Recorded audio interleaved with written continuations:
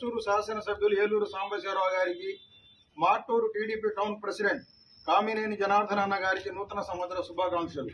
తన సొంత వ్యాపారాలు సైతం పక్కన పెట్టి మార్టూరు గ్రామంలో కనివిని ఎరుగని రీతిలో అఖండ మెజారిటీ కోసం కృషి చేసిన మన జనార్దన్ అన్న మార్టూరుకే కాదు రాష్ట్ర స్థాయి నాయకుడిగా ఎదగాలని కోరుకుంటూ ఆ దేవుని ప్రార్థిస్తున్నాను.